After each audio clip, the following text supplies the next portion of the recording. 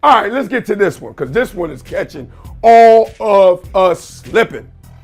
My wife and I had a conversation a long time ago, right before we put our kids into school, about the guilt that is being played on parents. Higher institutions, academic institutions, are guilting parents into this yellow brick road to success.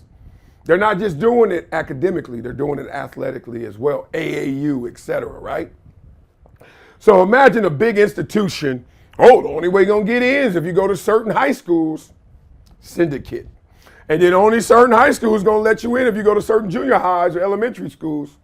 And now we have 9 grades before a kid is in kindergarten. He is a pre-K, TK, AK, like what? He's a 5th year senior in kindergarten. You have been paying for school longer than he's been born. And that ain't just academics, it's athletics as well. So I've noticed, and me and my boys have a lot of arguments, and I hope I'm right, because I am betting this way. My son ain't going through all that. My daughter ain't going through all that. They got to travel to New York to play this weekend, so they're going to miss school on Thursday and Friday. It's a big game against the #1 team in the country. Oh, well, we play #2 then. I ain't going. I'm in California. You know how many good players there are here? Why am I traveling cross country to miss school to do that? Now, I get it. If it's the summer, let's go. Vacation, like I did growing up running track. I went to Chicago, was in Oregon, New York, Pennsylvania, let's go. But my son missing school, and you know how they guilt you into doing it? Well, if he doesn't do it, then I don't know if he gonna make it. So let's talk about this. Check out this video and how they guilting all us damn parents, but I'm fighting back, funk that, on youth sports. Listen to this. Parents in this country spend up to $40 billion a year on youth sports. For a lot of them kids. get a second job. 20% of parents say that they've had to take out a second job or work overtime for their kids. No, to do you're this. right. And I can't tell you on this AAU circuit how many parents have come to me and have said, we're doing this work because I'm doing this so my son, my daughter has free college. Right. That's exactly why. How often do you hear Yeah, that? yeah, Right? absolutely. And when you think about how much a college education costs, if you don't have scholarships, it's $250 grand for 4 years. Yeah. Right, you're looking at $250,000 and a minimum. for that. Minimum. Yeah, I had to work and pay Easily. for college. It took me like 15 years to pay off my Right, to student pay off loans. your Yeah. loans. Right, and don't even talk about the interest rates on the loans. Right. But in any event, we really just want to demystify the youth basketball landscape for parents. There it is. There it is. They're coming for your wallets in the guise of, oh, well, we're going to help your kids, but they got to be in our program because this is the only way you're going to get to a higher institution for free, right? But you're going to pay and drip all the way to there to the point where how much are you spending to even get there? Obviously, it still pales in comparison. I got to push back on the interest rate thing, though. I paid off, luckily, I got drafted, so I was able to pay off my student loans in one check. I ain't bragging, just tell you how it went. However, I do remember peeking at them interest rates, like, oh, that's pretty low, I should wait. Is it still the same? I don't know. Anyway, this is how they get you. Some little dude in your neighborhood with a big old belly and a whistle, walking around looking for guys with high booties, girls with high booties, tight calves up top, skinny ankles, looking for them athletes, right? Where they at? Where they at? And then, see them at the park. Oh, yeah. We got this little league over here. We got this little team over here. Boys should come try it out. Check it out. And then you go in there and you realize, one, there is a higher level of competition. And then you start saying, okay. What does this entail? What's it gonna cost me? What's the commitment look like? Oh, no. We got this sponsor. We got Adidas over here. We got Nike over here. You know what I'm saying? And your son just comes here. You got to pay a little something for the registration fee, entry fee. But we're gonna get this. We're gonna do this together. All right. And next thing you know, they got you hooked like this.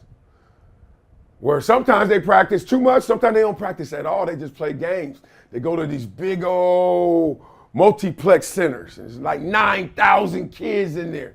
And you spending all this money all day in concessions, 4 games in one Saturday.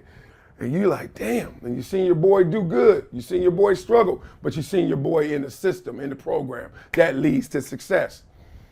An NBA player walks in, Paul George walks by, that's my team right there. You're like, oh my God, my son gonna make it. Right? They hooking you. And then start to look around and notice your travel schedule. Your commitment level is a little excessive. Then all of a sudden, oh, our league don't mess with that league. Our team don't mess with that team. Nike doesn't go with Adidas. Then you start seeing the silos and they start creating all these different lanes and you have now joined the gang. Your asses, you Adidas gang, you Nike gang, and we don't go there, and we don't do that, and we don't wear this. And what? And we ain't practicing? And we just playing? And we playing too much and we only playing one sport? Now you got me locked in, mama. When I'm telling you, every doctor would tell you, and I'm telling you from experience, if your kid is not playing multiple sports, you are doing your kid a disservice for one reason only. The multi-movements, complex movements that are necessary to build up whatever athlete you're going to be. You may end up going to the NBA. You may be going to the NFL. And this is one of my regrets. I didn't keep playing basketball. I played basketball when I was 8. Played 1 year. We won a championship. I was like the worst player on the team. It was 7 of us. I got the picture. I'll show you somewhere. I didn't know I was on a team that damn good that 3 of those dudes go D1 and the other 3 was just good. And then me. I should have kept playing. But anyway, it leads to injuries. The short of it is, if you keep doing the same movements because of one sport only, sooner than later, that tire loses its tread. Versus whatever movements you got to do to play all these different sports. So keep your kids in more things, which means smooth out that commitment. Take some off the top. Do not let your kid live and die one way, or they may die that way. Anyway, they do it to us academically. Oh, you must go to this school. Oh, you're going to a public school? At least this is LA. Oh, you're going to that school? Oh, that's tough. I don't know. Right? Like Columbia and Ivy League schools are sitting there saying, Harvard Westlake, and that's it. Yeah, they're going to take 10 kids from there. The class coming in is what? 800 deep, 900 deep across the country. They taking more kids from LA than just one school.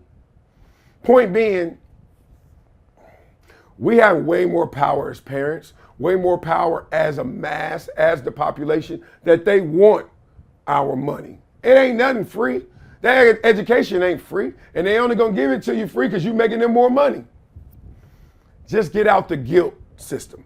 If you're playing AAU, whatever it may be, because you just all into it, got your kid balanced into other sports, and going to the right school for your kid, not just a school that's going to get them in, and he is not or she is not really made for that school, not built for that school ain't built for them, you're doing yourself and your child a disservice. Just want to get that public service announcement out there because I just see them guilting people. I went to 54th Street Elementary School, y'all. I went to some schools. That ain't necessarily Ivy Road, right? Yellow Brick Road. You still can make it. That's all I want to say. You still can make it.